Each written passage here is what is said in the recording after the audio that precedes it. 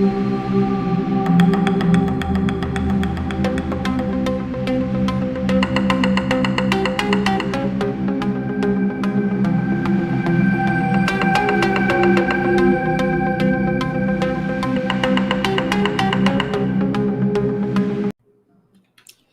Andrew Hall, and this is Dead Hand Radio. My guest for this episode is Richard Dickie Howe.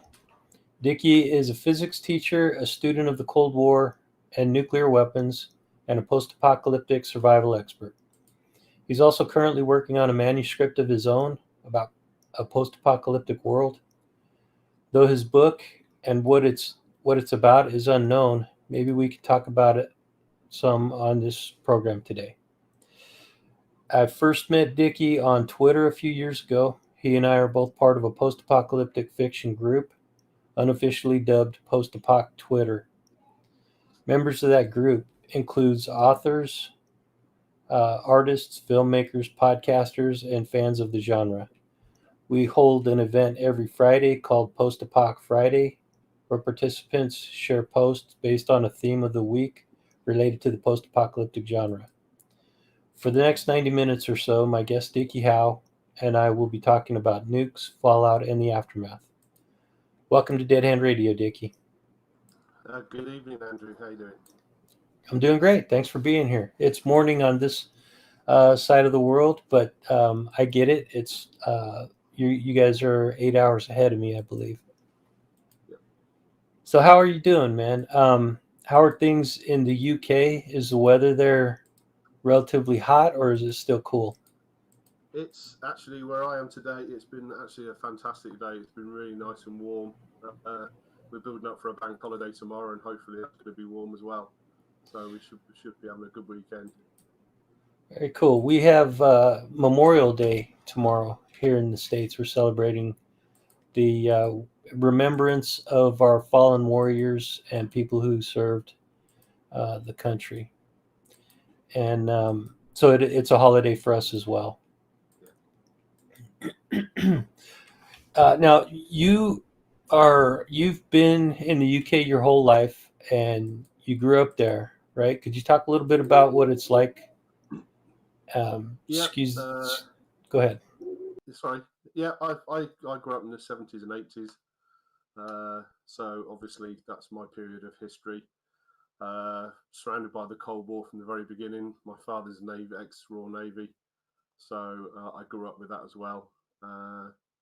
And yeah, it was a really good time to be in. As far as I was concerned, it was a really good time. I really enjoyed my childhood, even though I followed my father around all the naval bases in the country. It was a good. Had my first sort of soirees into the nuclear world at that point as well. So yeah, it was interesting times. And now we look back at it and see things that have actually happened and did happen that we never knew about. Obviously, things sort of come a little bit into more perspective, and it's probably a little bit scary as well, considering what we lived through during that time. And the obvious threat that we had from the nuclear side of things was massive, but we really didn't know about it, did we? Yeah, it is interesting to look back on history and see those things from a perspective of understanding what the potential impact is, not knowing about it at the time, but looking at it in retrospect and thinking, wow, I lived through that period of time. And we came pretty close to nuclear war in the 80s that I think still not a lot of people even know about. Yeah, around about sort of 80, 82, 83, we came very, very close. I mean, there was that incident with the rocket launch from Finland or Norway, wherever it was. And it was only that Russian colonel who decided it wasn't a threat that probably stopped us from hitting the big red button there and then, I think. Yeah. Well, there was several other things that were increasing tensions around the world before that happened. Yeah, and, there was shooting down at the airliner, wasn't there? Yeah, the Korean airliner that was flying over some territory in Soviet Union, and it was shot down full of civilians. There was also some war gaming going on with the United States and the British and allies in Europe. But the tensions were kind of at a crescendo at that point, and then you have this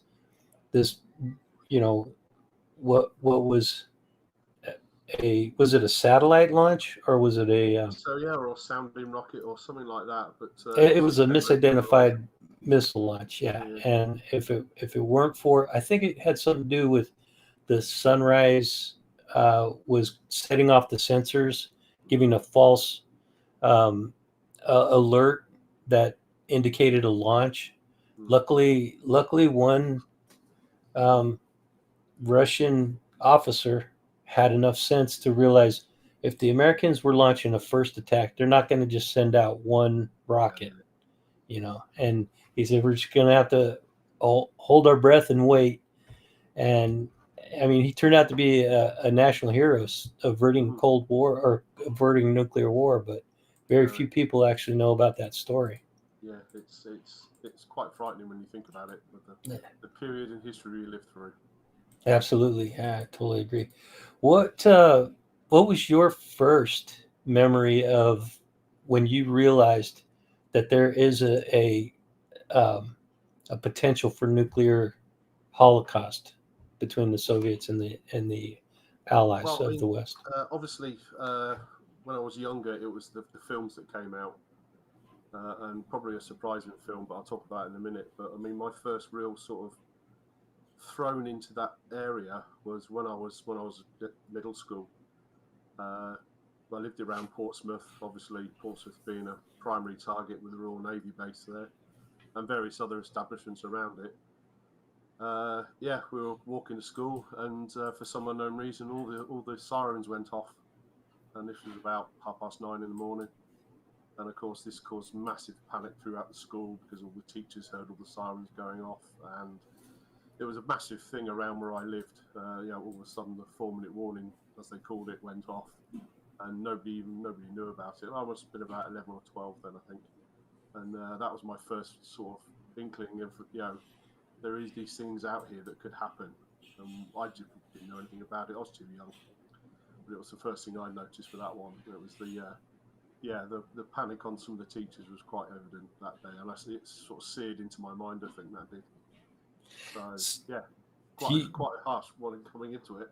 Yeah, absolutely. Do you think that was a direct inspiration for you to pursue this line of study and inquiry into your later years?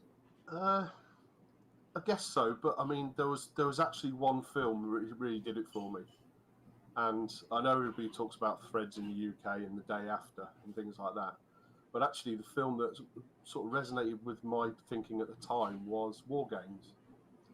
And it wasn't good movie, very underrated, I think. Yeah, it wasn't the hacking into the computer, and it wasn't the big flashy scenes at the end with the screens all flashing up there. It was actually the Professor Falcon that wrote the program for the War Games. And the main characters go to the island where he's basically retired, have a fake death or whatever happened.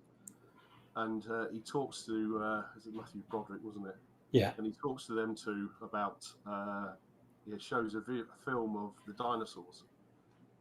And he goes on about talking about how nature just repeats itself and things stop and carry on. But there was actually one phrase he said in there that he'd already planned what was going to happen because he lived 3 miles from a primary nuclear site, and his nuclear war would be a millisecond of bright light and not be one of those that's doomed to go across the earth after it all happened. And that's probably the first film I watched when that whole genre of, do you know what, the whole world could end and there are going to be survivors. And that's kind of when I started thinking about it. So we're talking, I know the film came out in 83, 84. Yeah. I think the first time I saw it properly would have been probably about 86, I think. But yeah, there was that one bit in that film there that actually sort of struck with me, and that's one of the reasons why I got really interested in what I did. Yeah, that's not a movie you hear mentioned a lot when you're talking about the post-apocalyptic genre, because post-apocalyptic usually means after the attack happens, after the war happens.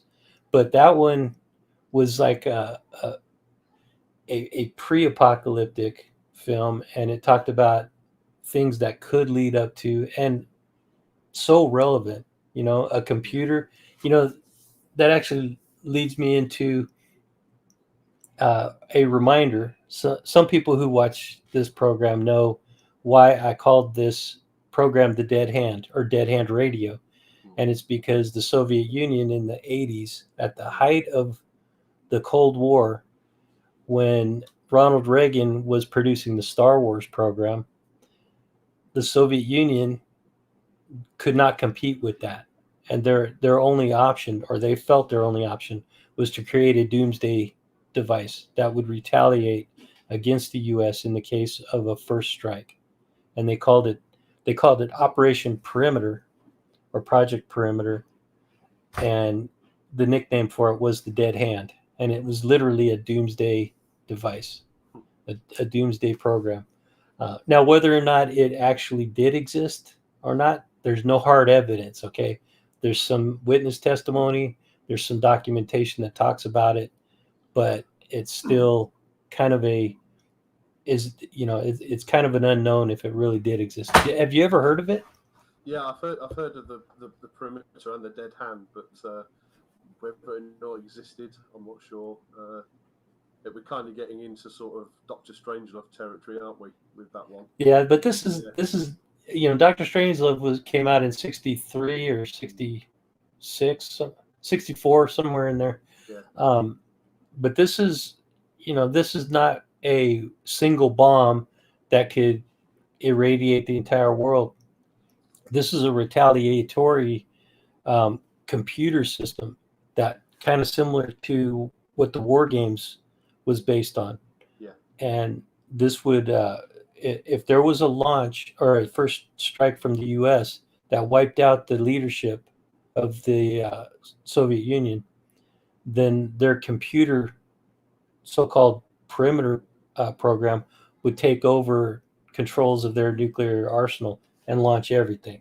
Yeah. So it would be that mutually assured destruction. And whether or not it exists, I don't know, but it sure is an intriguing idea. Um, Very. what do you think? Do you think it actually existed, or is it just a myth? I would think that probably something did exist, because when you think about the way that we dealt with our nuclear launches in that sort of period, the power could be delegated down, couldn't it? And if you're going to swap that over, instead of having a human being put a computer in charge, then Right. I think it could exist. And let's face it, the dead hand is exactly what it is, isn't it? Bolt. But in the UK, we used to call it the bolt from the blue. That attack that sort of jumped in straight away and hit us hard first. Yeah. So yeah, I could see that happening. I could see. So we could sit here and talk about nuclear war movies all day long, because there were so many good movies made in the '60s, '70s, '80s about the nuclear holocaust. You mentioned a few of them. I mentioned one or two. No, I mentioned. Actually, you talked about all. You're the one that said all these movies. I am a big fan of movies and nuclear war movies and things like that myself. Maybe we could do that on another day, because there's so much that I want to talk to you about. But so, talk about your period in the military and what kind of prompted you to go in and serve in the military. Basically, I come from a long line of military from my father's side and from my mother's side. My father was Navy. His father was Navy. We actually had relatives who not a celebration but a remembrance. I had a relative that was killed on board HMS Hood in the battle against Bismarck. So that was recently. So we got a long line of Air Force, Navy, and Army in my past. And ever since a young age, I was always going to join up, and it was just a case of which one I would join. And in the end, I joined the Air Force. So joined the Air Force in '89, left in 2011, and had 22 very happy years. Very Really cool. enjoyed myself. Well, thank you for your service. I was in the Air Force myself, and it was not as enjoyable to me. I didn't relish the time I spent in this service, but I do miss it. I made a lot of good friends, and there were some really good times. Um, what did you do? What was your?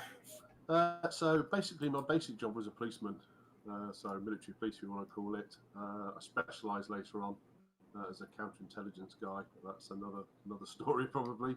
Oh, that Uh, sounds so fascinating, though, but man. the We might just first, have to stop right here and talk about counterintelligence the rest of the episode. yeah, I think the best thing is everybody asks me what we do, and I kind of say, have a look at Wikipedia. They've got a fantastic page on it. They tell you everything you need to know about counterintelligence on that page, and everybody kind of looks at me a bit strange, and I go, well, it's there. Yeah. But my first job after I'd done basic training was I was posted to a unit where we looked after the RAF's nuclear weapons. So that was my first 3 years. Basically called Walking the Wire, and we looked after the security of all of our instant sunshine that the RAF had, and I did that for 3 years. Instant sunshine. Okay, you have to explain that for those that are not familiar Instant with sunshine, that term. basically nuclear weapon. You know, when a nuclear bomb goes off, it's instant sunshine, isn't it? It's using the power of the sun, and that's the phrase. So, what is this? Yep. So that's a WE-177. They're the weapons that we looked after. They got decommissioned in 1998. Sorry. And then obviously we handed over all of the nuclear weapons stuff to the Navy, who had Polaris, and then obviously Trident, which we got. So yeah, that was a good chunk of my time. Thoroughly enjoyed it. Could have been dangerous. Lots of things happened. But yeah, when I first got my first view of a real live weapon, that was kind of the moment when I thought, you know what, this is what I want to start looking at and studying, because you're looking at something there and you think, wow, that could destroy a city. Yeah, And, that doesn't even look like it's that long. That looks about maybe 10 to 12 feet long. yeah, it's about that. Yeah, it's not huge. Yeah. But yeah, strap it on the underside of a tornado, and yeah, you got a weapon and a half there. Did that looks like a air delivery system? Yeah, it's Maybe a drops from thermal nuclear bomb basically. a So bomber. the pilots lob it and get out as fast as they can. Yeah, in the UK, did you guys have land-based missiles that, or from launch No, from silos? we kind of had a sort of foray into it in the early sort of 50s and whatever with the Thor missiles, and we had the missile sites on there, but we never really took off. And obviously we took over the Navy took over the Polaris missile from the Americans, although the weapon itself had our warheads. It was the American system, so we stuck it on top of there, and obviously we got onto the Trident D5 now, which is a serious crowd pleaser. It's could ruin anybody's day, I think. I love the terms that you use, man, because when people talk about nuclear weapons, nuclear war, and things like that, they usually uh, approach it with a very ominous overtone. And I know you're not doing it to make light of it, but the terms that you use are somewhat terms of endearment. Hmm. Would you agree with that? Yeah, I am fascinated by them, and a lot of people don't understand that. I've said it before, and I'll say it again. I've got lots of video footage of nuclear weapons tests, and I've got, in my study here, I've got books of nuclear weapons tests, and I think they're stunningly beautiful, rightly or wrongly. I think they're beautiful things to look at when they're going off. I'll tell you what, I tend to agree with you, and I know that people may be horrified to hear that, but the fact remains is that it is an incredible visual uh, eye candy. I mean, and that's what kind of drew you and I together through our Twitter community, is that we both have this interest and this fascination with nuclear weapons, nuclear war, and what could potentially the world look like in an aftermath. Mm. Um, what are your thoughts on the potential of this actually happening, a nuclear war actually happening? Uh, I think right now there's always going to be a possibility. I mean, you don't. It's we have a lot of knife crime in this country, and it's all because the kids carry a knife because somebody else is carrying one, and sooner or later, it doesn't matter how careful you are, someone's going to use one. And I think, yeah, okay, we haven't used them for since '45, but you know what? They're there, and the chance is there. Would it happen tomorrow? Would it happen next week, next year, 10 years, 50 years? I've no idea. But there's always the possibility that it could happen. And then Another we way get to look at it. Sorry, were you finished? and then we get into that whole thing about, is it a limited one, or do we sort of throw all our teddies out the cot at once and get rid of all of them just in case? Because it's that use it or lose it kind of scenario, then, isn't it? So Agreed. Totally 100% agreed. Um, what I was about to say is the mentality of people thinking that it could never happen. You you just need to rewind about 15 months ago to the beginning of this pandemic, and how many people living to this day in this time would have thought we would have a global pandemic breakout prior to it happening. Mostly about 99.9% of the people never even thought about it or never thought it was possible. So you take that scenario and you know you, you extrapolate that into a nuclear war scenario. You cannot discount the possibility of it happening. no. Hopefully the chances are lower now, but I actually don't feel that way myself. I've been doing a lot of uh, research and looking into what's going on in Asia, and there's some real disconcerting things happening in that area. And Pakistan and India and China Yeah, all they're have always nuclear going to be. weapons. Yeah, they're always going to be sat in there threatening each other, and Yeah, it just needs the right or wrong person in the right or wrong place, and you know that limited couple of tossing a couple of nukes at each other could spread out fairly quickly. And exactly. obviously, we've still got North Korea to look at and these rogue states because it, you know it, I think possibly nuclear terrorism is probably the more prolific way of doing it. Yeah, It's the old adage: you're not worried about the guy that wants 10 nukes; it's the guy that wants one that's the problem. right. And you Because he's sail just it straight crazy enough to into use it, right? yeah, sail it up the River Thames into the centre of London or into Washington. You know, Hey, don't give anybody any ideas, Richard. it's Come been done in on. the movies already. Oh, okay. But yeah, it's kind of it's. I think that's probably a bigger one. Although I think the dirty bomb's probably probably a worse one than that. It's obviously a more possible threat, I think, or more probable threat, the dirty bomb.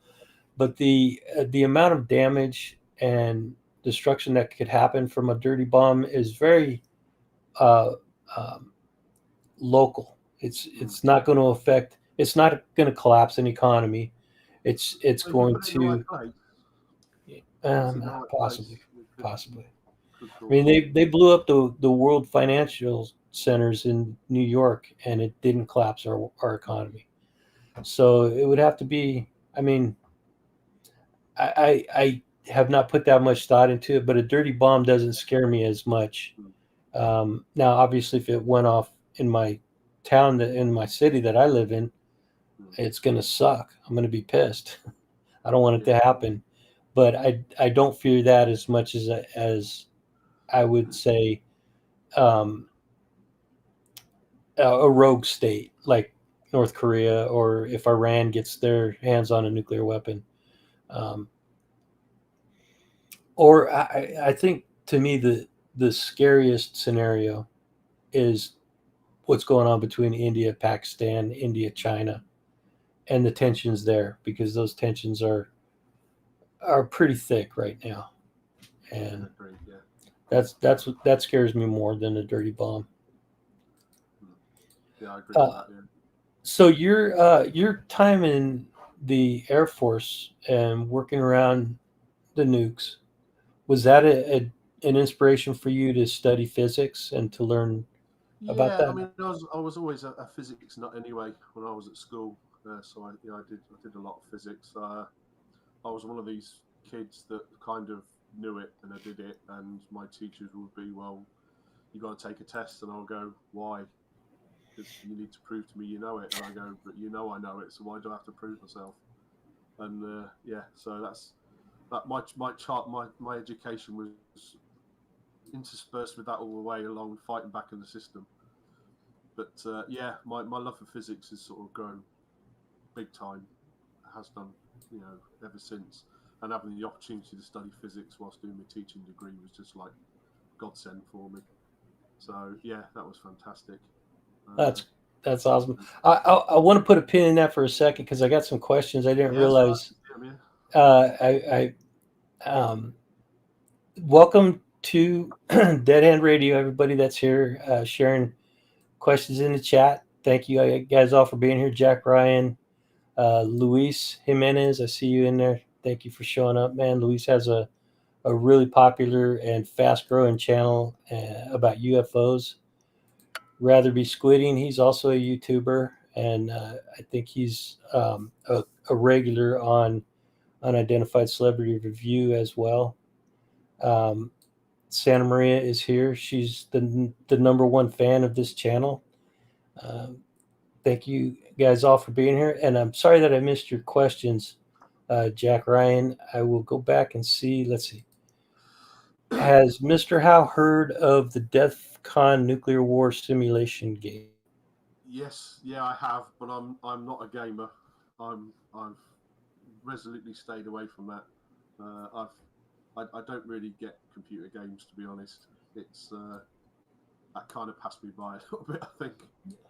I've done some gaming myself, and there are some interesting games, but it is a complete time sink, man. I mean, Yeah, you'll you'll sink hours upon hours if you get hooked on the games. I just don't have time to do it. Jack Ryan also asked, "Who's the next country to have nukes?" And that's an excellent question, I'd probably say Iran, and I would agree. and I would imagine probably very. I think probably the Russians will have some in the back of that as well. That's possible. I don't know how close the Chinese are with Iran, um, but I think the idea that Iran is a Muslim country would Mm. keep China kind of um, from giving them nuclear weapons.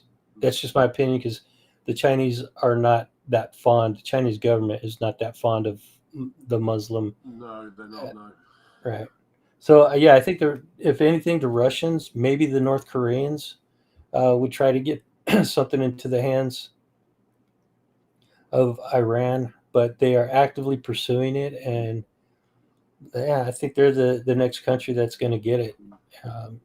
if they can get it. Hopefully they'll And decide to go a different it would be route. massively destabilizing as well. Agreed. Yep. So yeah. Um, so, man, I almost forgot to be scared about nuclear terrorism. rather, rather be scooting. Yeah, yeah. It's not something that you have to think about on a daily basis, but keep in the back of your mind and always be prepared. You know, that's and if you're guys like me and Richard, then you think about this stuff kind of obsessively. Mm. Almost as much as you and Luis think about UFOs. Yeah, there's another question there. The stories of UFO shot off nukes give you the hope there is an intergalactic safeguard. Yeah, yeah. We'll talk about some UFOs a little bit later on in the conversation, but um, okay. So the DEF CON video game was created by students. That's very interesting. Mm. And because there were studies done on the effects of everyday people playing the game. All right, that's interesting. Yeah, that is interesting. Here's a good question from Jack Ryan. What does the future of nuclear deterrence look like? I think it looks just like it does now, and that is mutually assured destruction. Yeah. I don't know if there's, if, and here's I don't know how you feel about the mutually assured destruction doctrine, but to me, it seems like that has been uh, a strong deterrence to all-out world war from breaking out again. And I'm talking about on the scale of what happened in World War One and World War Two, not these skirmishes or um, occupations that the the Soviet Union and the U.S. have been involved in over the decades. I'm talking about multinational um, alliances e- e- exploding into all-out world war. How do you feel about that? Yeah, I just don't, we don't really have we don't really have the sort of what's the best way of putting it? It was basically two big boys clubs, wasn't it? And I don't think those two big boys clubs sort of are as cohesive as they once were. I mean, Russia's pretty much on its own now. Uh, America's pretty much on its own now as well, I think. And those other states like the French and the British and the Chinese have got their own stuff, and the Indians and the Pakistanis. I can't see it happening. But uh, NATO doing it. I mean, there's Article 5 of NATO, which basically says if you pick on one of us, we'll all join up against you. But that obviously happened. When did the Turkish shoot down that Russian plane in Syria? That was A few years ago, right? 2 years ago, wasn't it? 5 years ago. And that was kind of a boiling point moment, I think. Yeah. But yeah, I don't know. And uh, the point that I was trying to make is that this nuclear deterrence is not to deter other countries from using their nukes against us as much as it is to deter them from going out all out conventional Yeah, warfare. You start using massive armies against massive armies, then the only way out of that is to drop some nukes, mm, to stop your allies from getting invaded or overtaken.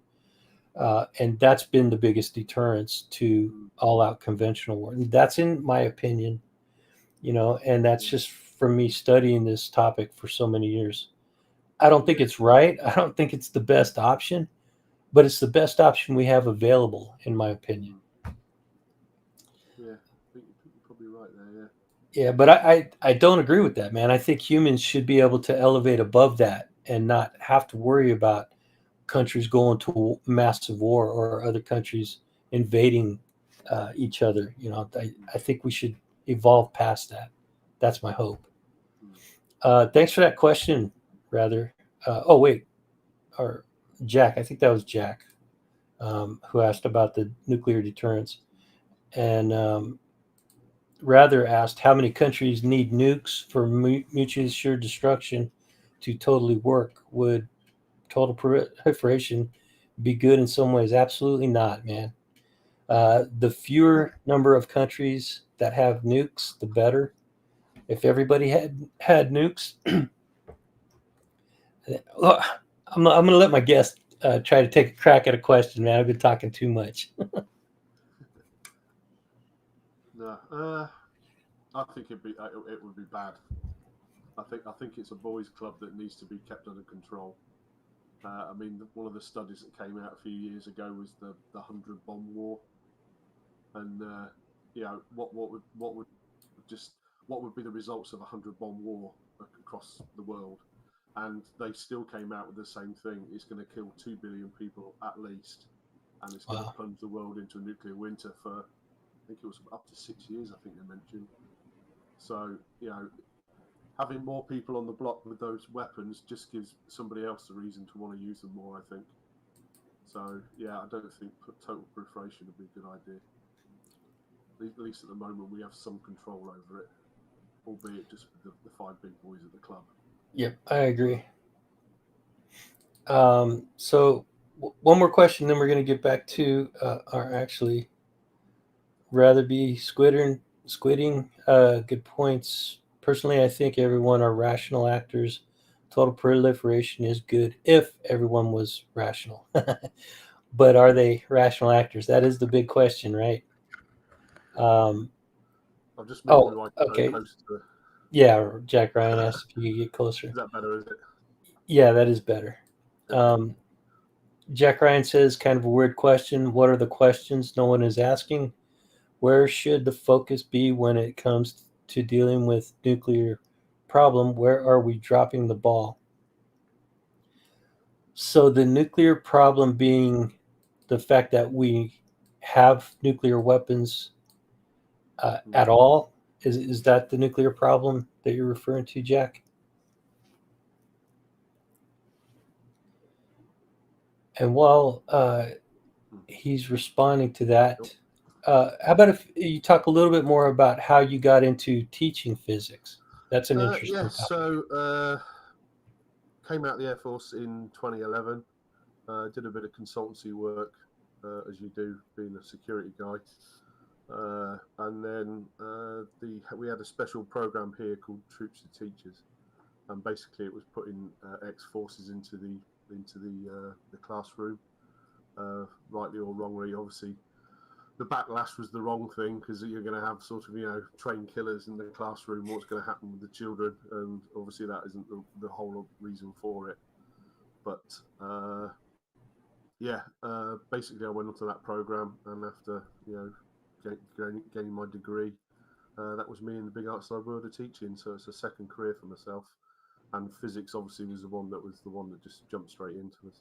So it was either going to be that or history, because I love my history, but physics is my first love. So that's where it came from.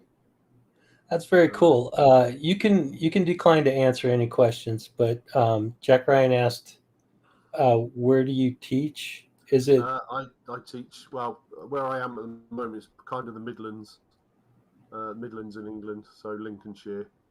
So I'm on the east coast of England along there. So cool?" that's more or less where I am. Nuclear Just history. checking the chat. So Jack Ryan said when the question he asked earlier is the uh, the nuclear problem.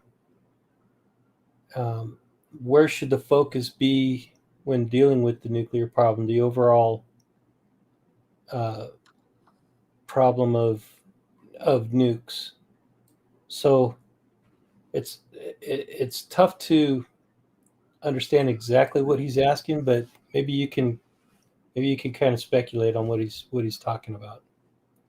Overall issues with nukes. I mean, if it's going down the line of, if you, again, you go down that thing of carrying a knife, at some point someone's going to use one. Yeah, Is that the issue? If that's. that's the issue, then I yeah, think he's I can talking see about. it.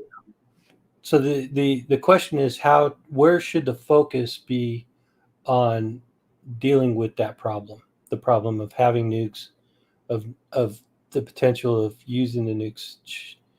Should we focus on um, eliminating them? Uh, uh, Man, that's a tough question. The UN hasn't even figured that out, and they got the brightest minds in the world, right? I mean, there's only been one country that sort of de-invented them, and that was South Africa, wasn't it? And Yeah. I mean, could you France. de-invent France. them? I don't think France has nuclear weapons anymore. Are they not? I thought they did. I will They were double before I check. was I, born. I will fact check myself. Okay. But yeah, I think we should have. Oh, here we go.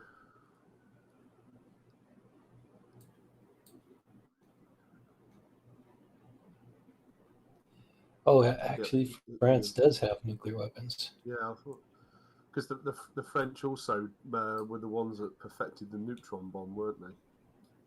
Which is a bit bizarre. Yeah, that's the one that leaves things and spreads radiation. Yeah, because Yeah, that neutrons is. actually aid in making things radioactive.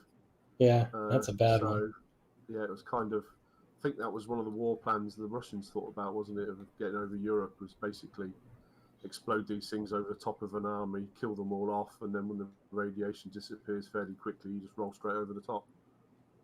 But obviously, again, England being an island, it's going to be roll up to the channel and stop again. Yeah, Whatever's so left of England by that point.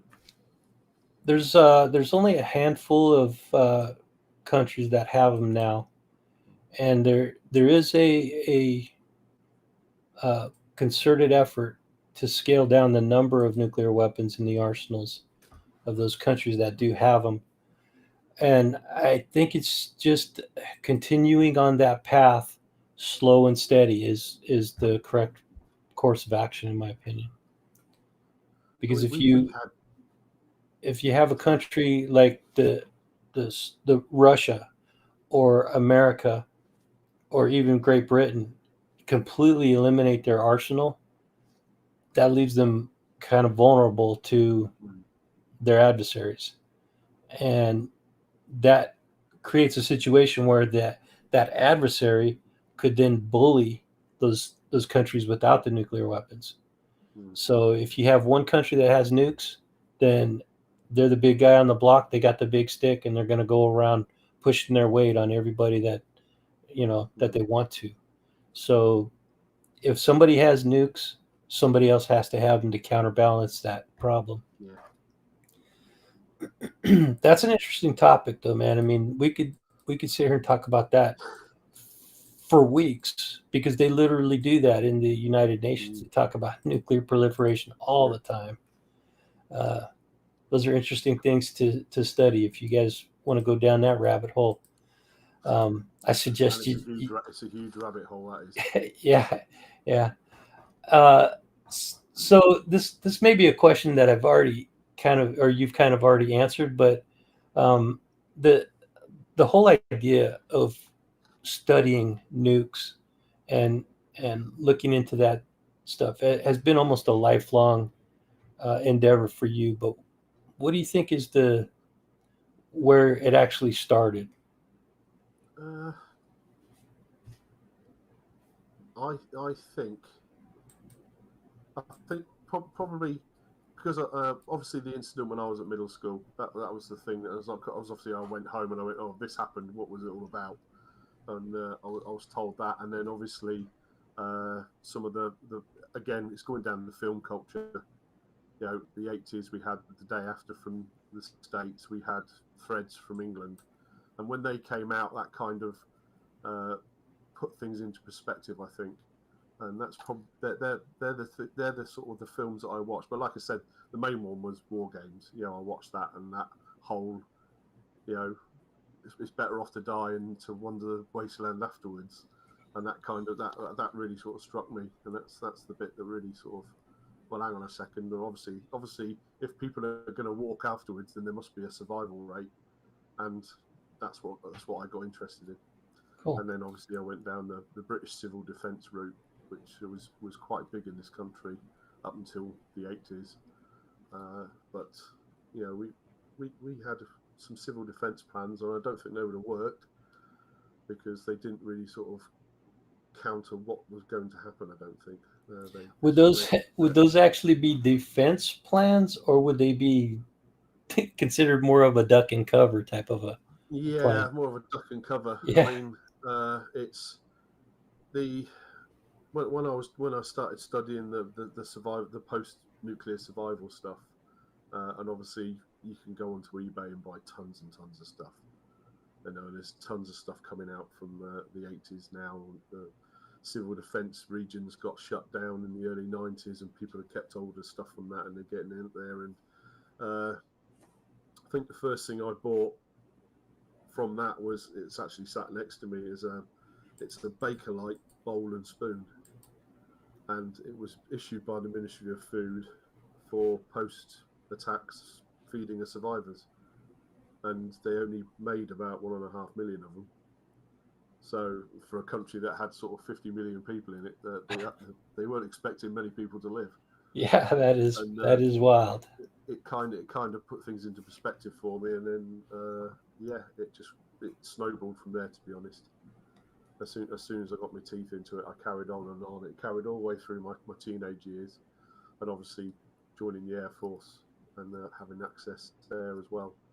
Just some of the things that were going on around the world, it kind of just snowballed from there. So yeah, so it's a bit of a strange hobby to have, and a lot of people think I'm very strange. Jack Ryan says, "What is it about teaching physics that makes you tick?" I love the how things happen. I do teach advanced level physics, and me and my partner in crime, my other teacher that I teach with, he's an engineer, so he teaches the engineering side and mechanics, but I teach all the theoretical stuff. So when we get into the nuclear physics and delving into inside the atoms and quarks and gluons and stuff like that, and how things are actually put together, that's the stuff that really makes me tick. That's it's just fascinated me all the way through my life. My father was a chemist, which is probably why I went to physics. I think because I found it a lot more interesting than mixing things together. Here's a good question: do you and your engineer buddy butt heads? Yes, all the time. He talks to me, and I've no idea what he's talking about, and then I talk to him, and he just blanks me out, and it's like, okay, it's kind of two different sides of the coin.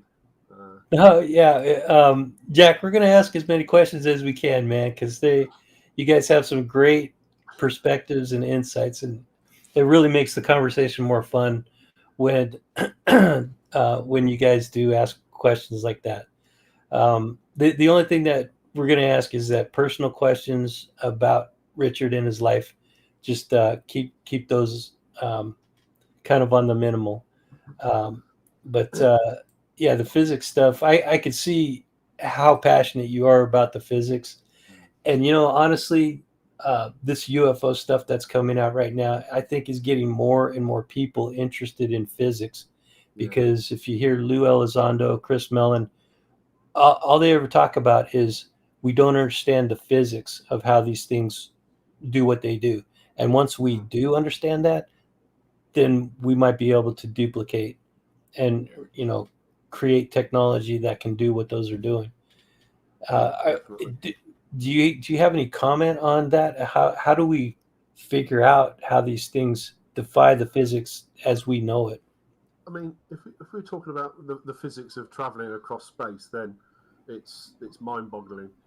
You're going to have things that can travel very, very fast, and as we know, you can't travel faster than the speed of light. So I could go on all night about relativity and time dilation and length contraction and energy and mass all night. But effectively, the faster you go, your clock ticks slower for another person. We're talking about relativity basically. So if it's the twins paradox, where you have a twin. After your 10th birthday, that twin goes on a spaceship, flies away at the speed of light for 5 years, and comes back. They'll be 10 years older, but you on Earth, where your clocks have been ticking slower relative to them, you'll be 80 or 90 years old. So it's that whole thing, and the physics is very complicated, but effectively, the faster you go, and if you get talking about things traveling at the speed of light, so you're talking about photons or electromagnetic waves, because they travel at the speed of light, they don't have a clock. So you could effectively travel from one side of the universe to other because you don't experience time. So could we get to a scenario where we capture something that can do that? And how on earth do we back engineer that? Unless we got them actually given the information quite freely, then how are we going to do that? And and our physics at the moment doesn't equate to that. One thing that I have heard is the idea of creating a warp drive that can fold space, so that you don't have to travel from point A to point B. You're actually putting point A and point B together so that you only have to travel a minimal amount of distance, and you're on the other side of the galaxy. Is that even possible theoretically? I suppose theoretically everything's possible. It's can you do it for real? And it's the amount of energy that you're using to do these things. And obviously, if you talk about level 1, 2, and 3 civilizations, if we got visited by a level 2 or level 3 civilization now, who's probably a few 100,000 years more advanced plus than us, how are we going to respond to it? Would we?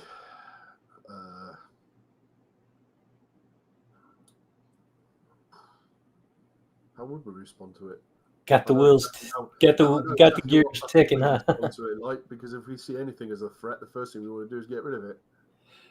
Yeah. Now, in this situation, I think the term threat is more an implied threat.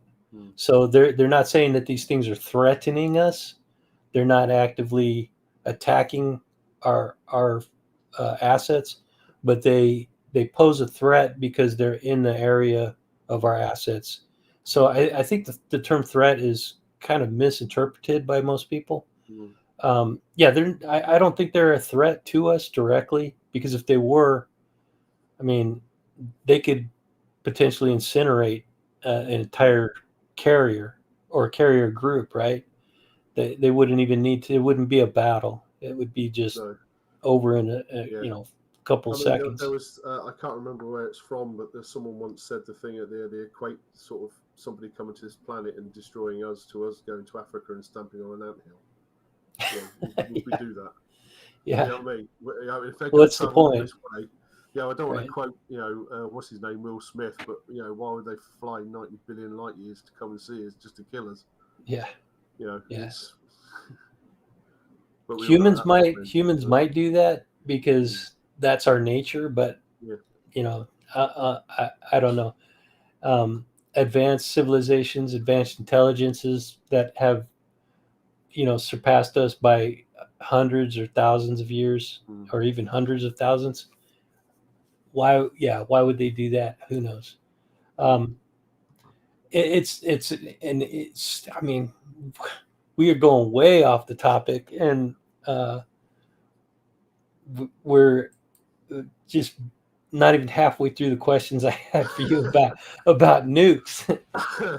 But let's get back to it, because I want to talk to you a little bit about your novel, and what's the status on that, and what can you tell us, or what are you willing to tell us about that? Okay, well, I started writing this a long time ago. It was one of these things where I thought, you know what, I want to write a book and write a novel about a post-nuclear war, primarily in England.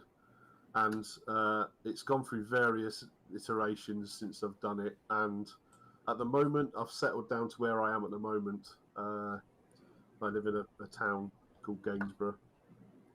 We're famous here for the Vikings and King Canute, the guy that sat on the beach and said that he wanted to push back the waves, which apparently originated from here, because we have a thing called the Eger, which is basically a tidal bore that comes up the river, and that's where they think that this story came from him. But effectively, it was the capital of England for about 9 weeks when Canute and his son turned up. Sven Forkbeard and Canute it was. It was the capital of England for 43 days, and the premise of the book now is that this is a post-nuclear war, and it's again a capital because obviously everything down south has been wiped out. And I'm using some of the local places as well in there, like you've seen the pictures on Twitter that I've put of the old hall, which is down the road from me, and it's a medieval building that's famous for having is it a castle or is it a church? It's basically just a medieval hall, and it's half brick, half timber inside. It's quite a fascinating building to have a look around in there and what have you. So it was dilapidated up until recently, and about 20 years ago, I think they rebuilt it.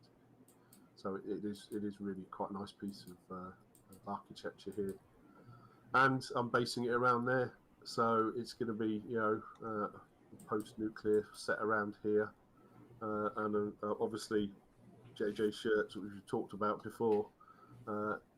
His books have helped me out an awful lot, and I'll give a nod to him because it's his book of how to write a post-apocalyptic novel has actually helped me quite a bit. Oh, very cool. It's been quite good having that idea of it. But the problem with writing the sort of post-nuclear thing is it's death and destruction, and there is no sort of happy medium in there. If you look at some of the post-apocalyptic sci-fi that's out there, like Kim Stanley Robinson with the Pacific Edge books, they start off with a war, and then that you get this ideal post-apocalyptic society springing up on the west coast of America.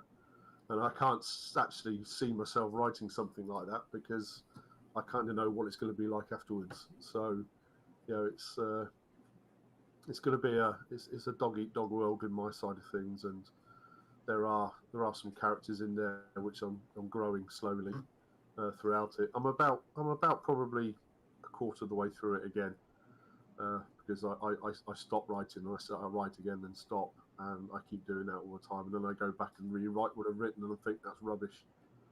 So, but I think every author goes through that to start with. But it's in the process of world building your world, you literally have to destroy the world to have a post-apocalyptic world. Yeah. Did you come up with a way that explains how we came to the brink, how humanity came to the brink of nuclear annihilation, and actually went over that? Yeah, it was basically we've mentioned that scenario of a country invading another country, and it being so far away nobody's interested in it. And I've used the premise, which has been used quite a few times before, especially in a lot of the nuclear literature. Of there was a saying that a nuclear war would escalate from conventional to nuclear in 3 weeks or not happen at all. So it's a very short time frame it happens. So it's only covering a few bits up to that. So you get snippets of information all the way through it, and then obviously the event happens. I do talk about the event. I have got some of the effects on there and what have you, but mine's kind of post more than anything else. So, although you get the information on what happened and how it happened and what the actual event did damage-wise, it's I think that adds more richness to a story when the author actually explains how. This is one thing about the book The Road, that I didn't. Well, I love the book. I love the movie. Great story. But the one thing that I wish it had was explaining how the world ended, and they never did that. He never did that. So to add that element into the story just adds a richness to the story, because now you understand how we got to this point. I think it's just a more interesting story that way. Yeah, and I think especially books like this, think you need to have a beginning. You need a starting reference point to do it, so you can actually carry on from there. Because if you don't know how it happened, then where's the story start? It can't start with the sirens going off and people running around the streets. It's Agreed, and that's where a lot of these post-apocalyptic stories start. I mean, you look at Mad Max, which is a great franchise. I love all the movies in that, but they really gloss over how the world ended, and then they get right into the story of where it picks up and what's happened after. I can't say anything bad about that franchise. It's one of the movies that really kind of launched me into being a fan of the post-apocalyptic genre. Jack Ryan's asks, okay, so how big of can you hint at the size of the megaton blast in your book? Yeah, about 230. That's in 230 England alone. megatons. That's in the UK alone. Okay. And that's I know it sounds like I'm plucking a figure out thing, but there was a war study done quite a few years ago where they decided that if we had 10 1 megaton bombs dropped on the 10 biggest cities in the UK, that would effectively wipe us out. And then after the Cold War sort of melted slightly, because I still think we have a certain amount of a freeze there, basically the Russians turned around and said, no, we'd hit you with at least 230, probably nearly 300, which was kind of like making sure they got rid of us completely. Wow. So, I've gone for that 230 megatons, because obviously when you drop in stuff like that, you don't just drop one on an area, you drop a few. You'll throw one on the ground and one in the air. Yeah, and just to give a perspective for people that don't understand how much devastation that is. How big was the Tsar Bomba, the largest detonation? 50 megatons, wasn't it? 50 megatons, and that blew a hole in the atmosphere. Yeah, it effectively lifted a chunk of the atmosphere out. I mean, it didn't lift a chunk of the atmosphere out, but it opened up a hole in the atmosphere. It closed up afterwards, but it knocked a hole in the atmosphere, and that just gives you an idea how massive 50 megatons is. I mean, and that's only a quarter of the amount of devastation you're talking about. I mean, a fifth. I'm sorry. So yeah, well, if you think about Castle Bravo, which was the Americans' one that ran away, that was what, 13.8 megatons, and that made a mushroom cloud 60 miles wide. Did it? Wow.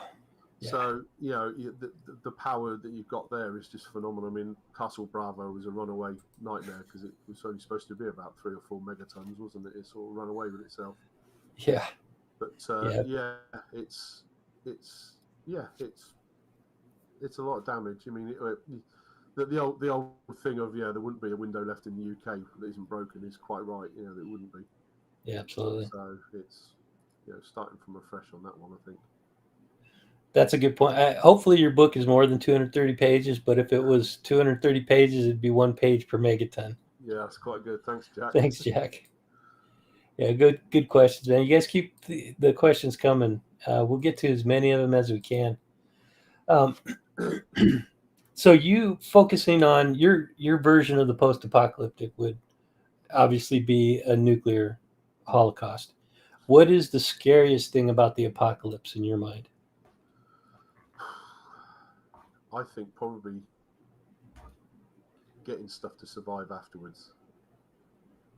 I mean, if you think about it, I mean, the scenarios I look at, you're thinking probably, the population in the UK would be down to medieval levels, and the water's all going to be contaminated. Getting food's going to be an issue. I know during the 80s we probably had a few 100,000 tons of stuff kept by. So we had like these regional places where we stored emergency food stocks, so things like flour and things like that. But yeah, I think just basically some food to survive and water to survive afterwards would probably be the big thing. So radiation, not as scary as the lack of food and water? Personally, from my side of things, I mean, yes, radiation is scary. Yes, it will kill you, and it will kill you in some various ways. All of them which aren't nice and they're not pretty. And obviously, it's the old adage: you'll have to watch everybody else going through the same thing at the same time. So I think there are studies. They've proved that there was a Japanese guy survived 300 yards from the blast at Hiroshima, I think, but purely because he was inside a bank that was well built. Yeah, there were people outside that were just the images of them were burned into the steps. So they got burnt and then they were killed in the blast within 2 seconds. So yeah, radiation's scary, but it will die down eventually. How long it will take to die down, I've no idea. We haven't been in that scenario, have we? So we have like the initial bomb radiation, which is fine, and if you're close enough for that to happen, you've got bigger problems than just the initial bomb radiation, because you're about to get hit by a real bright light and the blast wave. So I think radiation will be a problem to start with, but it will die down. And yes, we're going to have hotspots all over the place. You have to look at Chernobyl these days. There's still places heavily irradiated, and we're going to have those hotspots. But I'm kind of a pessimist. I think ever since watching those things in the 80s, it was kind of, you know what? If I actually survived it, I want to survive. Yeah. So,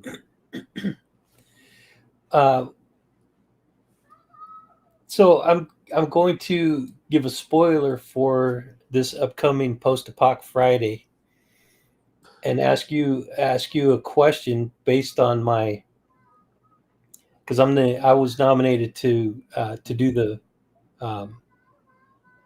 what do we call that, the person that does the first post. I don't know, whoever gets stiff for it, I think. Yeah. Anyway, I was nominated to start it up, or nominee. to come up with the theme. So my theme for next Friday, Post-Apoc Friday, is going to be the war after the apocalypse. So what kind of a war could we see in a post-apocalyptic world? Oh, we're definitely going down the sticks and stones route here, aren't we? Yeah, I mean, Yeah, Einstein said it, right? yeah. The I don't Fourth know. World War is going to be fought with sticks and stones. So That's right. that's my theme for this coming Friday. That's a What do you cracker. think it would look like? What do you think the next war after a post-apocalyptic, living in a I post-apocalyptic world would look like? I don't think we'll learn any lessons. I think we'd end up with, well, not trying to give too much away, going down the feudal route of a town. I can see it's going to be all about gaining food, supplies, and I can see it won't be country against country, not for a long time, but I think it'll be very feudal. I think you'll have Mm-hmm. town against town, area against area. But Tribe yeah, against it'll be tribe. sticks and stones. But we're going to have guns because they ain't going to disappear. So yeah, I Kind think of we'll reminds see. me of that scenario you're describing. It reminds me of the film The Postman. Yeah, very much. Yeah, that's another good film that's people slated. Agreed. But yeah, I And think yeah, I kind of tend to agree with you on that. I think that the biggest conflict in that scenario in post-apocalyptic world is going to be over food and water, ammunition. So you're going to be spending ammunition to take somebody else's ammunition. It's going to be medieval, you know, yeah, or definitely. medieval with guns. And of Why do you course, think? we're Huh? still going to have the people with the knowledge of how to make stuff as well. So it would be a very strange world. Yes, it will. I mean, there was a paper came out recently about jobs which would be really useful in the post-apocalyptic world. And funnily enough, physics teachers are right up there. I Yeah, think we'd have done. I think really, we'd physics we've done teachers enough. would We've be done enough useful in damage, I think. post-apocalypse. So I think physics would have done enough damage by then. But it's Yeah. things like engineers and things like that, builders, all those sort of people that can use their hands, and then the physicists are going to be right down the bottom of the list as far as I'm concerned. Okay. Yeah, that's the way I would see it. Science is going to kind of take a back seat to Yeah, uh, masonry builders, people that can actually think about building fortresses and things like that. um, why do you think so many people, and what is the appeal that people are drawn to the post-apocalyptic genre? uh, I think it's that unknown. I think it's for me. I think it's the unknown because it has never happened. The post-apocalyptic genre as a whole, not just the nuclear side of things, I think is fascinating. Uh, my own views on zombies are well known amongst the group. I think it should be its own little area because I just don't think it fits into the post-apocalyptic side of things at all. I think it's just it, yeah. I'm not going to get into the zombie thing because it just annoys me. I think it should be its own little genre on its own. But I mean, that post-apocalyptic stuff is just generally, survival afterwards, isn't it? I mean, Right. next on my list from nuclear stuff, it would be asteroids or comets hitting the Earth. That's another one. And I guess again, it's mass destruction, but without the radiation side of it. So you get the same. You would get the same events happening, just no radiation. So, but it's, funnily enough, with a nuclear weapon, you get the EMP side of it, the electromagnetic pulse that fires electrics. Technically, we get the same thing with a large asteroid impact. So, it's quite interesting that you can sort of swap and change the two between you and get that one. So, yeah, I think it's the unknown, not knowing what's going there, and your author is trying to put his take on what that world would look like, which is why I think some authors work really, really well, and some sort of they don't put that picture over.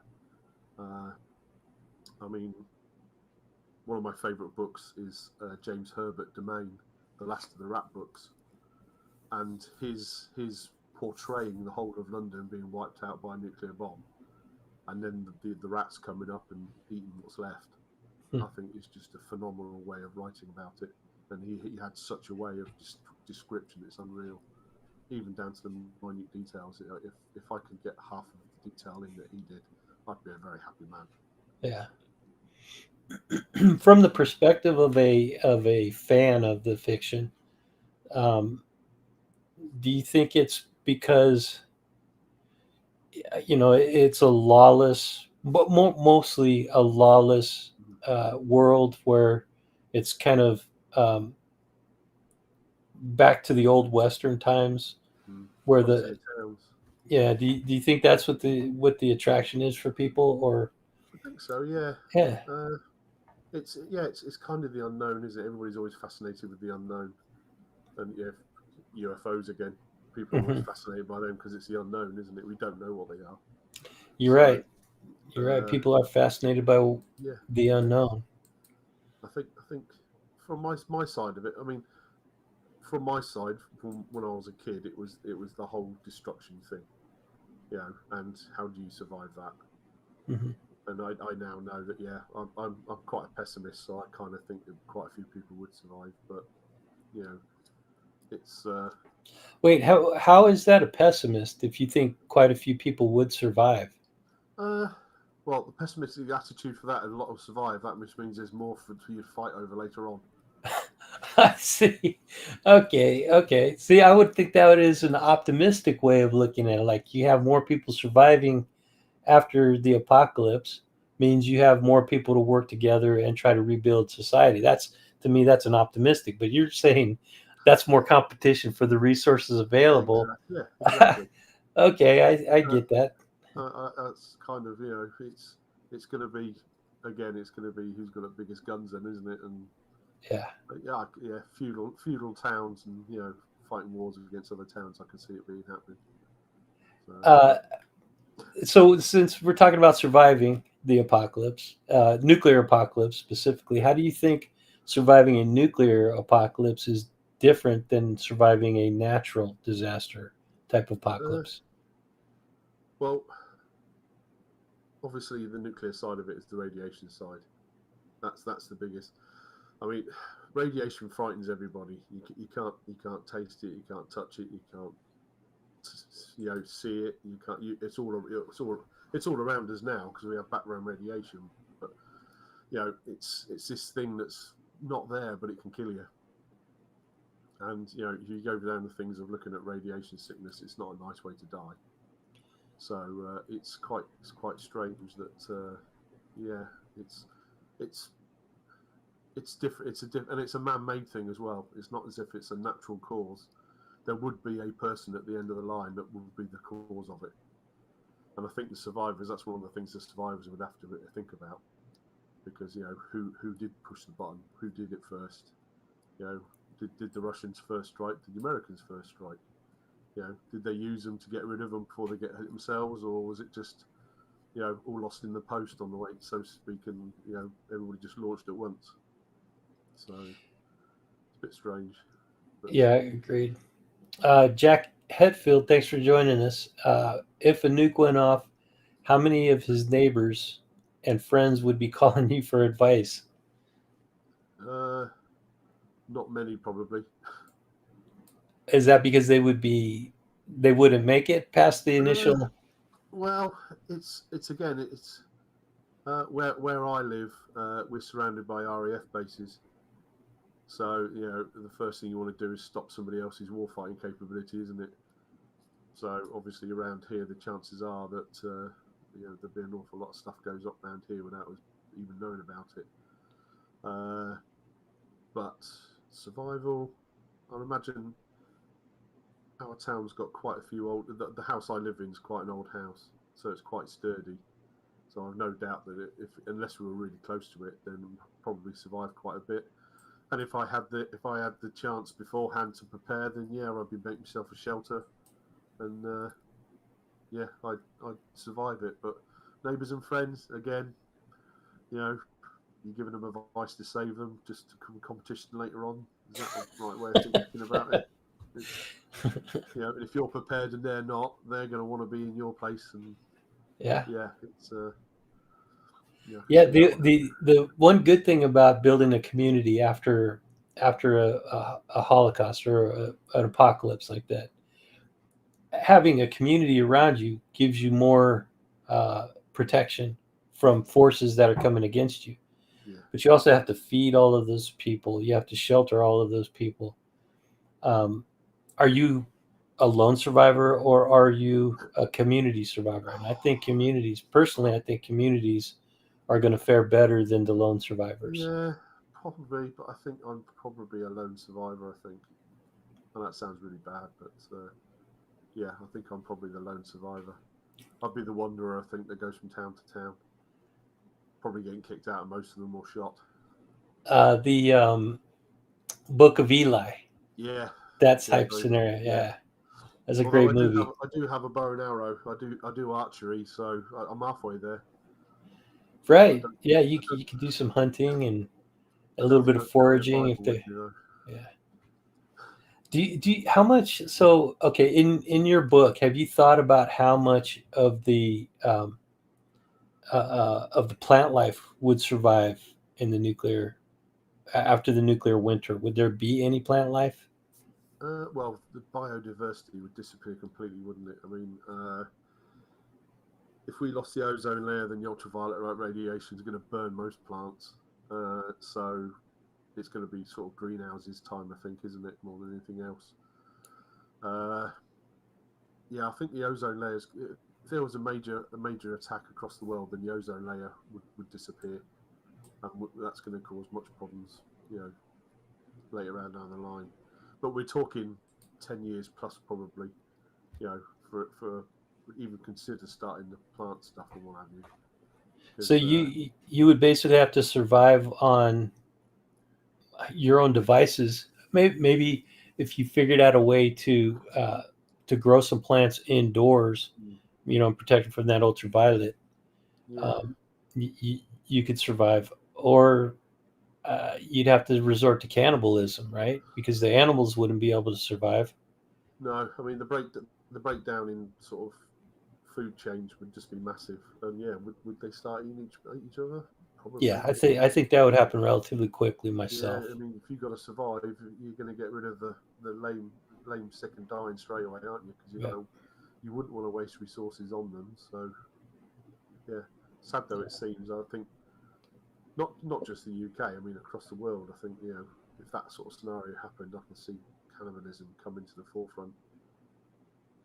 And I mean, this really kind of goes into the area where you take away that fantasy element of a post-apocalyptic world, and you talk more about the reality and how brutal it is to survive in a post-apocalyptic world.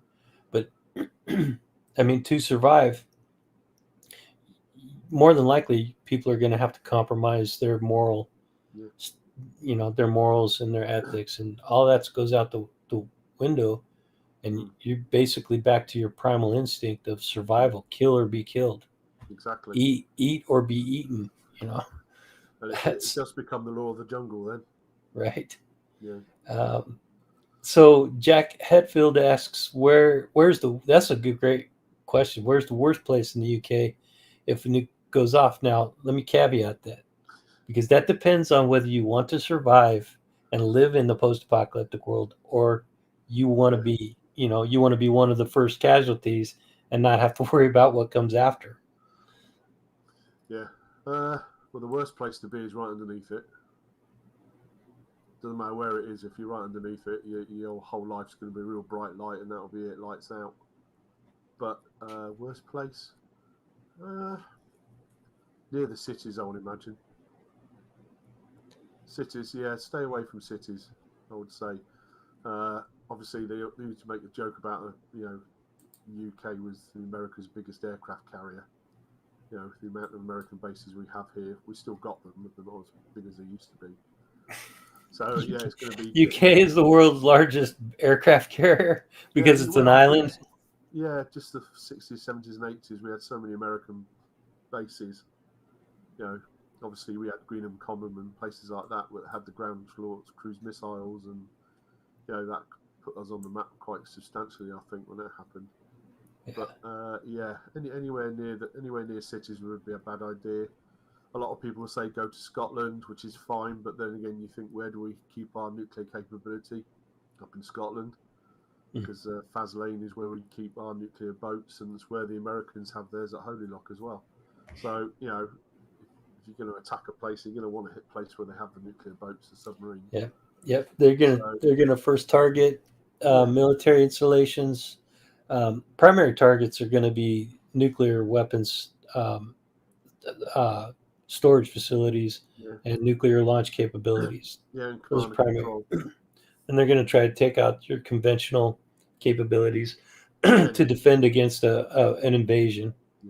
And then they're going to start wiping out the civilization, with the highly populated cities. Yeah, they'll start off with the chemicals and the steel industries and any industry that we've got, and then you're down to, But then, of course, if you're looking at like the 230 megaton scenario I'm thinking about, you're going to start running out of people to kill eventually.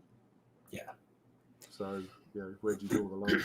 Well, like you said, man, if they drop 230 megatons of nuclear weapons on the UK, there's maybe going to be 1 million people left out of a country of how many?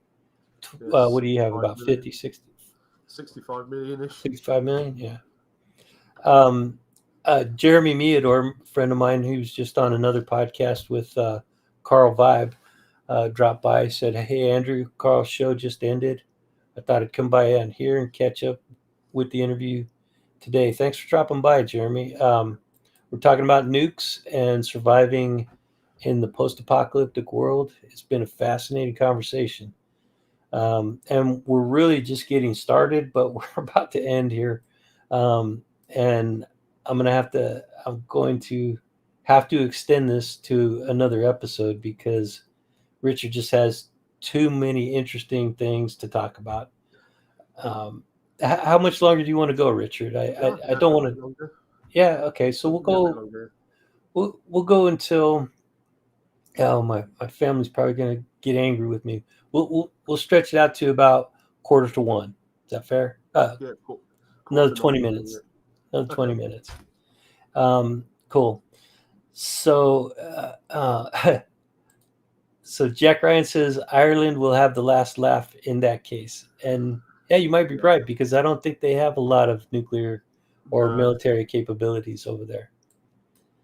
And their population centers are relatively small. I don't think they have any really large cities that are 1 million plus over there in Ireland, do they?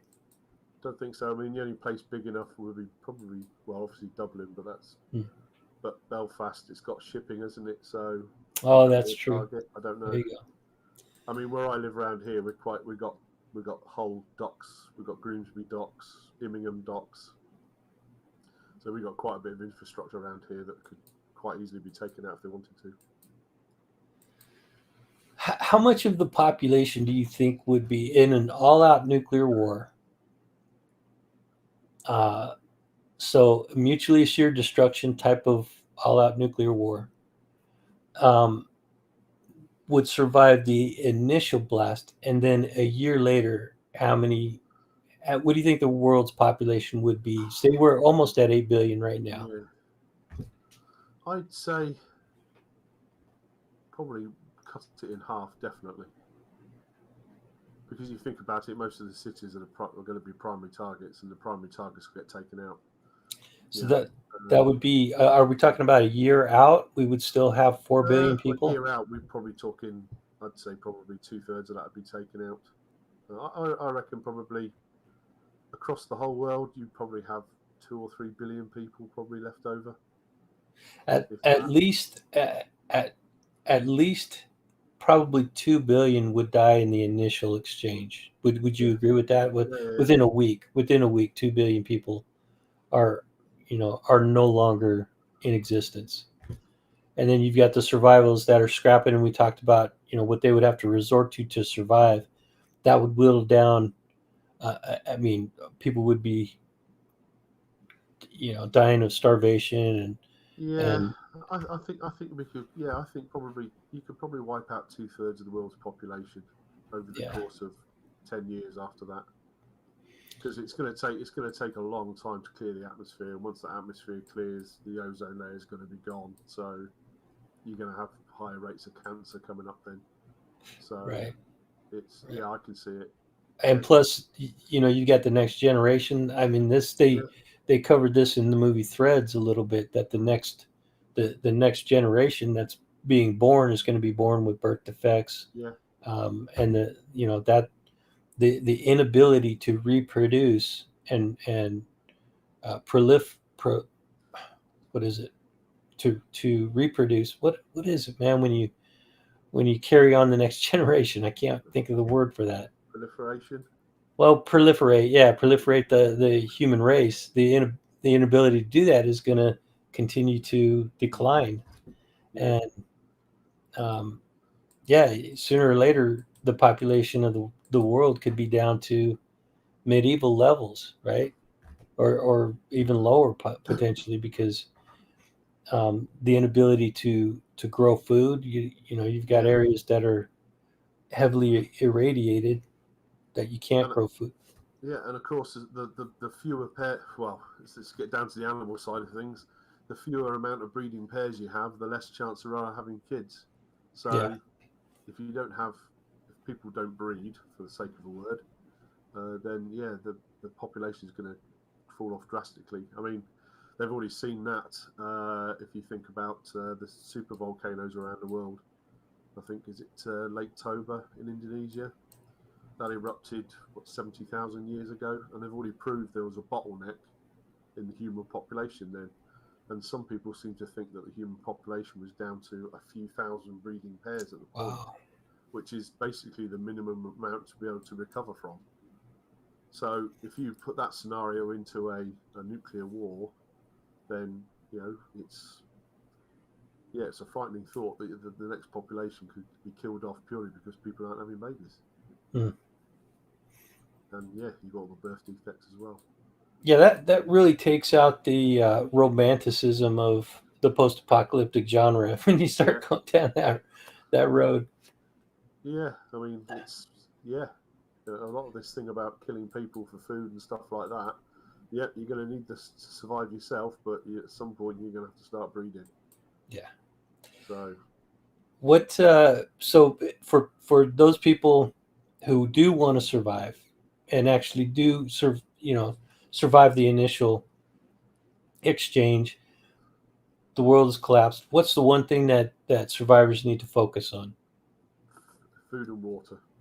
So if you're preparing, if you're a prepper, and you think that I actually thought about this because we don't really have a prepper culture in this country. I know they do in the States, yes, and I've seen lots of stuff and read lots of stuff about it. I think the biggest problem we have in this country is we think the government will look after us. Wow.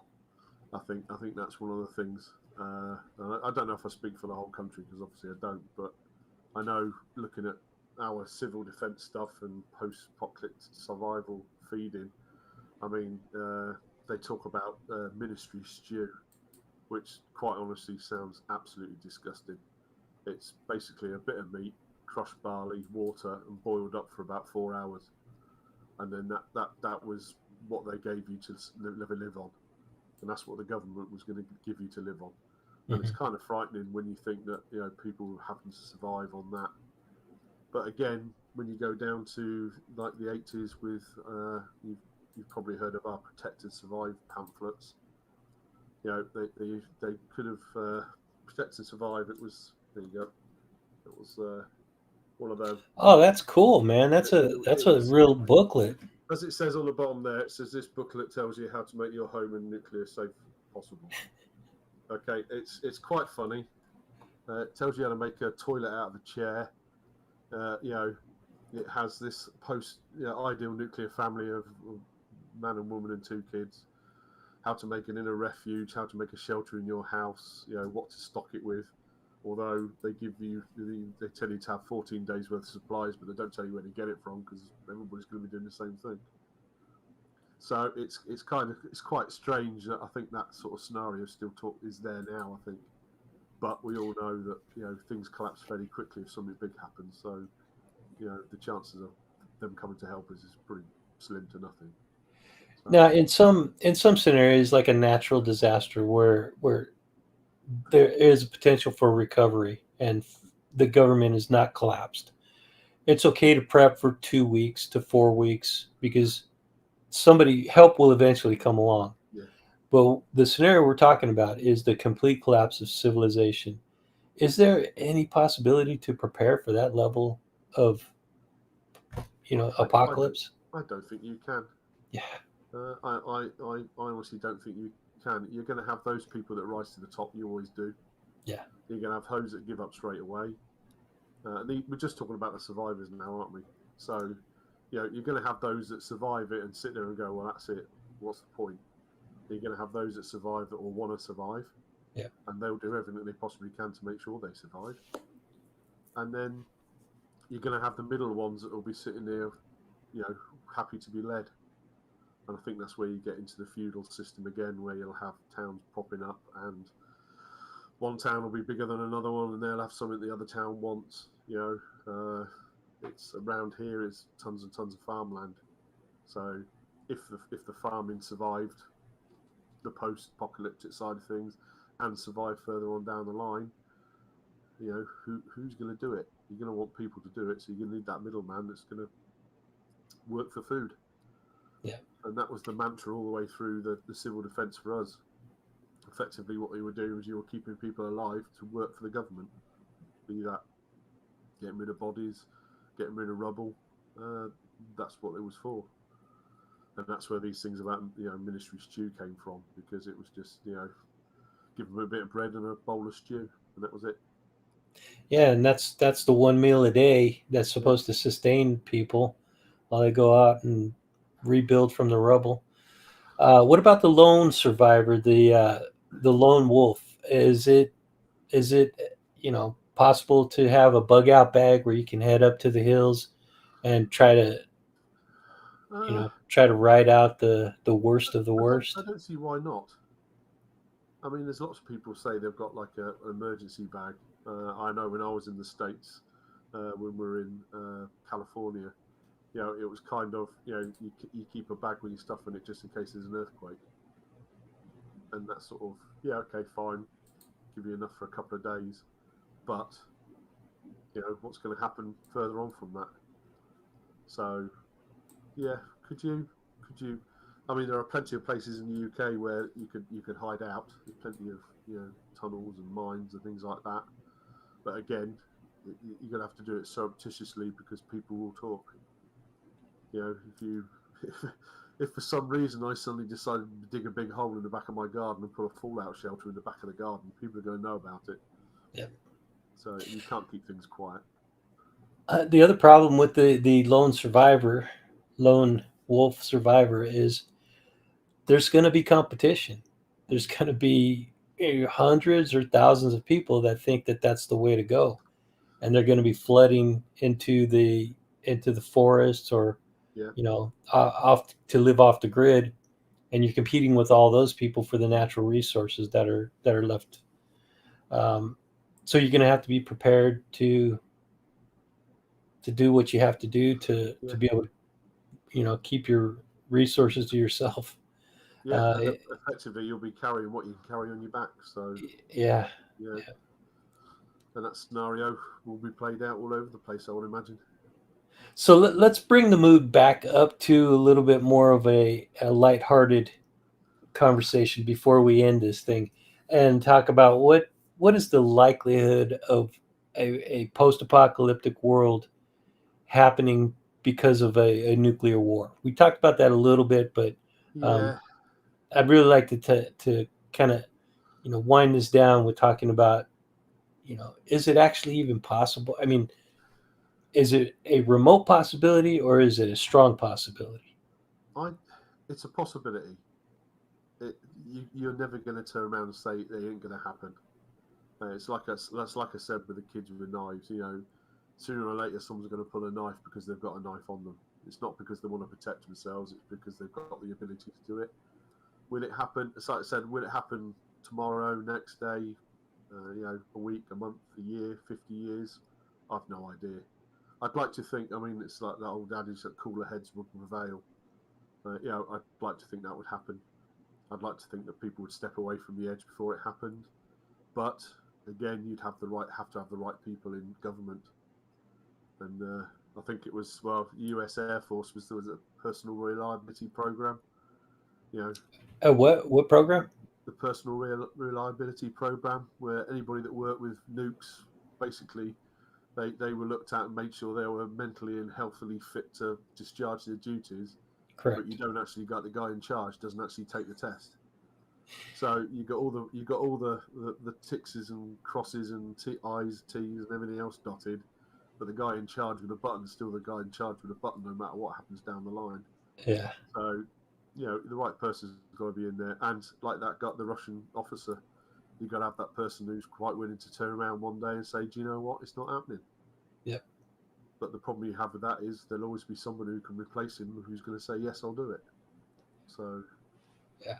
Yeah, because he would have been within his rights to do it because he was getting orders to actually push the button. yeah, He was being told to do it. He refused. Uh, he refused the orders, and basically saved the world from nuclear yeah, holocaust. Those are the kind of people that are going to allow the human race to survive and yeah. continue to prosper. And it's, I mean, I don't know what your feelings are, but I know what people think about Donald Trump.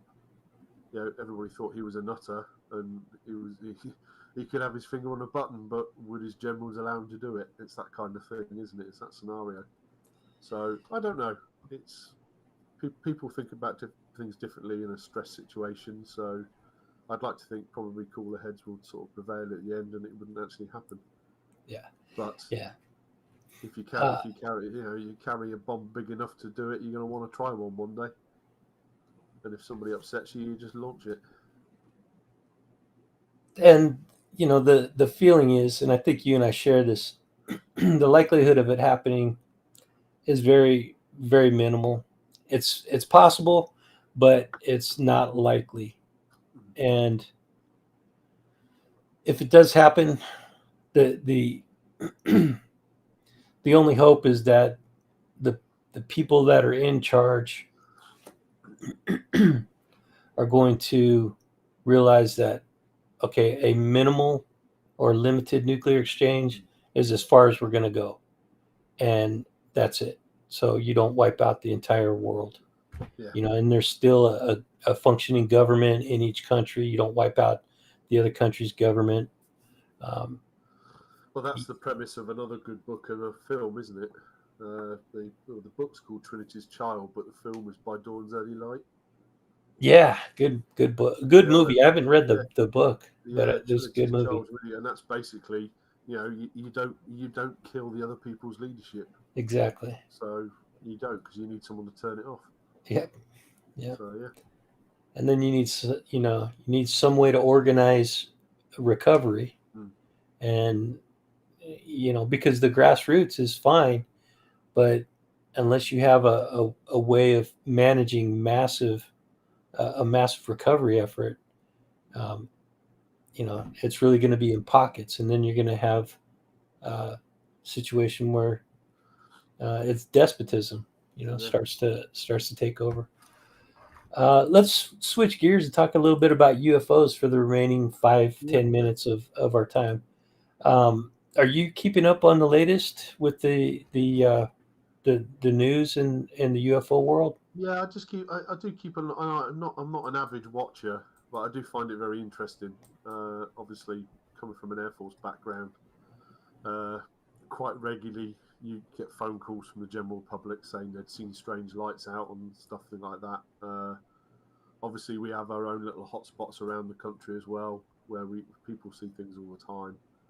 I think one of the ones we used to have is I was based at a place in Norfolk, which is on the east coast, and it was basically a huge radar site with a massive bunker underneath. Basically, it was a command and control place for air defence. And we regularly used to get phone calls from people around there saying they'd seen lights and strange lights, and most of the time it would be the flare stacks on the oil rigs out at sea, Mm-hmm. which is kind of what we used to do. But yeah, a couple of times we'd have reports, and you'd sit there and go, well, actually, this guy actually sounds fairly sober, and he sounds like he knows what he's talking about.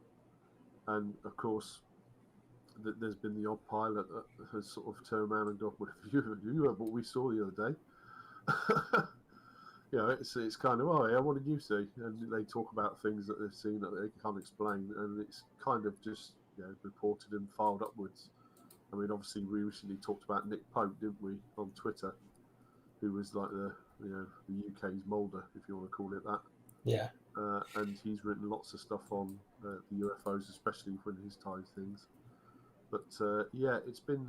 There's only one real sort of story I do know about a couple of sites in the UK that actually used where we stored some stuff, and it was one of the American bases fairly close to us because we had the same sort of scenario as them.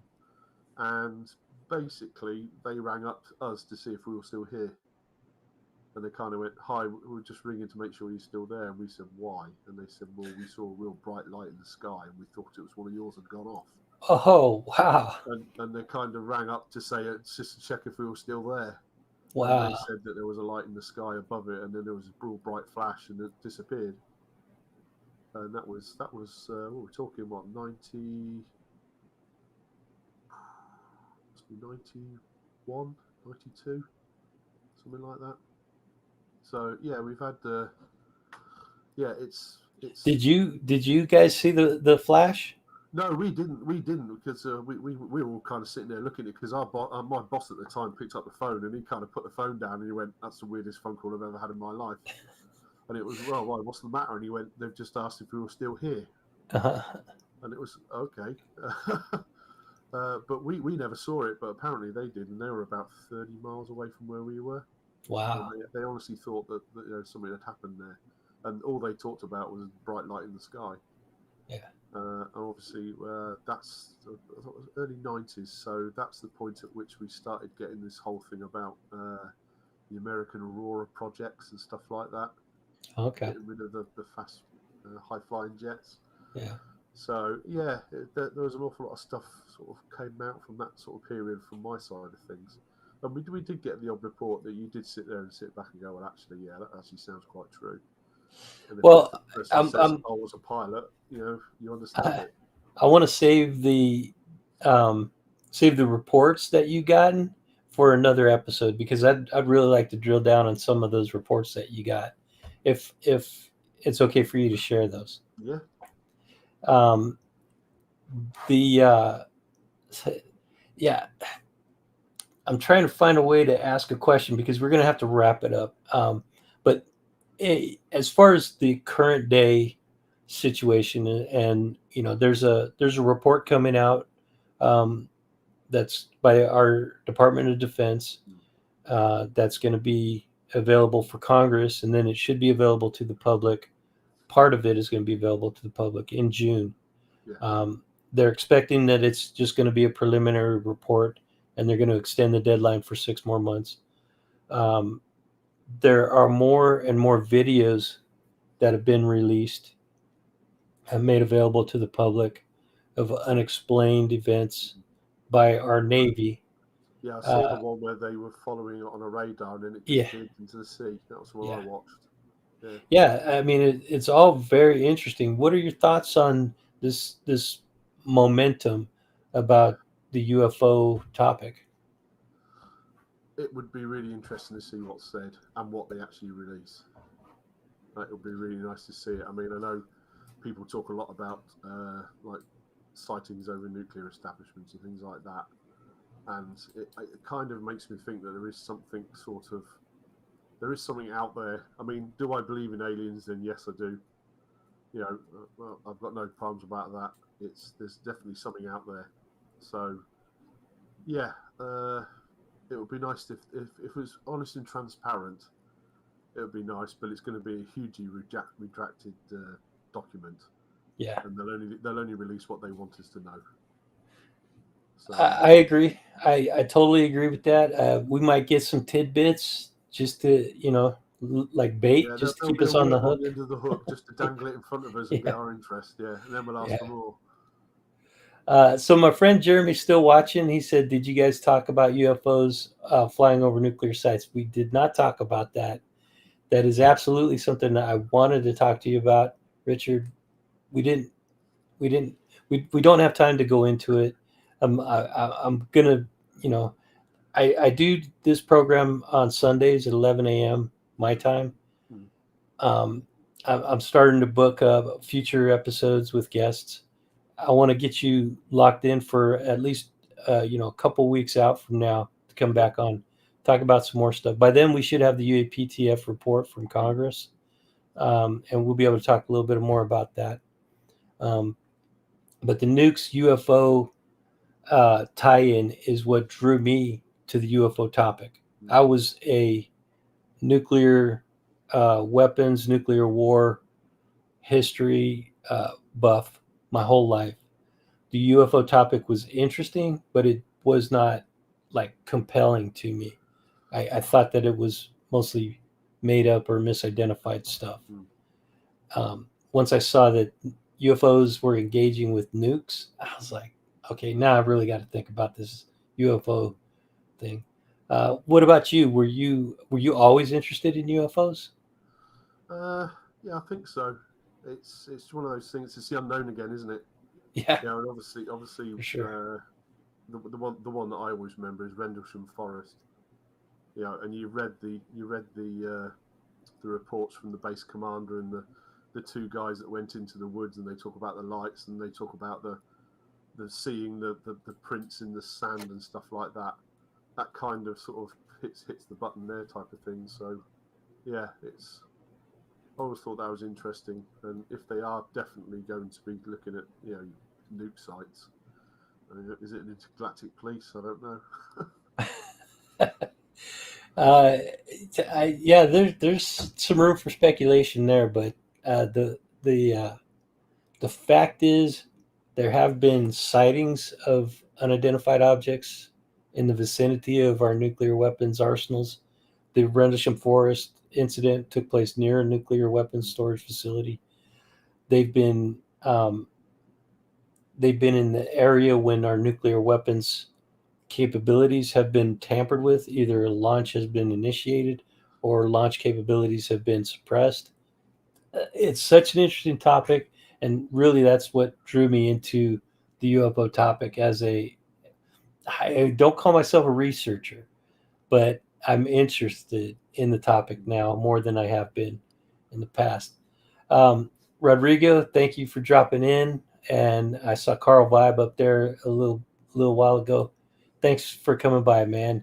And thanks for having me on your show a little bit earlier today. That was fun talking with you and Jeremy for a little bit. Um, we're gonna wrap this up because we've been here almost 2 hours, and there's so much more to talk about. I don't want to start talking about something because we'll be here another 2 hours. It's best if we just reschedule, Yeah, sure. uh, come back and talk about it, in depth without any restrictions. So we'll do that. We'll figure out a date and time for us to talk. We'll do that offline. But first, before I let you go, Richard, let people know if they want to reach out, and contact you for some reason or other. Maybe they want to ask you some physics questions about UFOs, or they want to find out some more information about how to survive a nuclear holocaust, how can they reach out to you? Yeah, well, I got my Twitter's the best one. I'm not on any other form, so it's only Twitter I'm on. So I think you've got my address there, have you? Yeah, I'll go ahead and throw it up in the chat and share it on the for it. screen so people can. Yeah, my address is up there. So if anyone was interested, yeah, go for it.